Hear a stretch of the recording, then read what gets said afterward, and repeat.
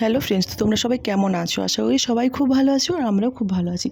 তো আমার ছেলের জন্মদিনের দুপুরের কিছু মুহূর্ত তোমাদের সঙ্গে শেয়ার করেছিলাম, কিন্তু রাত্রে যে মুহূর্তটা তোমাদের সঙ্গে শেয়ার করা হয়নি। তো সময়ের অভাবে শেয়ার করে হয়নি। তো তাই এখন সময় হয়েছে, তাই তোমাদের সঙ্গে শেয়ার করছি। তো এই দিন থেকেই বৃষ্টিটা শুরু হয়েছিল, টানা 3 দিন যে বৃষ্টি হয়েছিল, তো ওই দিন থেকে বৃষ্টিটা শুরু হয়েছিল। আমি ছেলের জন্য কেক আনতে গিয়েছিলাম বাজারে, তো ওখানেই প্রায় 1 ঘন্টার মতো আটকে গিয়েছিলাম বৃষ্টির জন্য।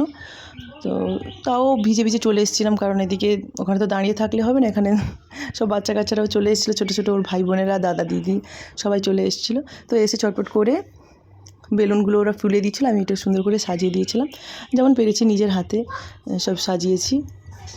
তো এখানে জন্মদিনের যে স্পেশাল মুহূর্ত, শুভ মুহূর্ত, সেটা হচ্ছে এই আশীর্বাদে পর্বটা।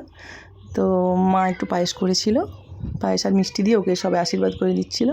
এদিকে আমার 2 জেঠু, তারপরে আমার বাবা, সবাই, ওর দাদা দিদিরা, এমনকি ওর ছোটো ছোটো বোনেরাও ওকে আশীর্বাদ করেছে।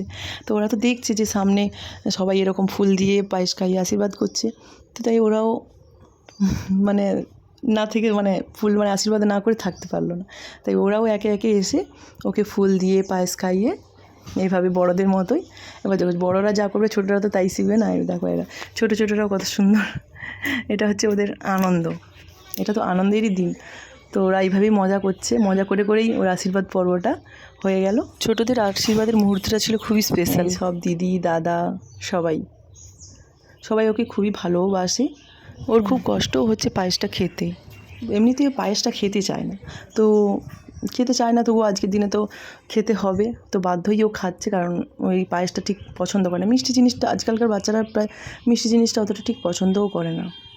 তো তারপর এদিকে প্রায় অনেকটাই 9টা বেজে গিয়েছিল, ছোটো ছোটো বাচ্চারা ওরা তো ঘুমিয়ে পড়বে, তাই তার উপরে কেকটাও কেটে ফেললাম।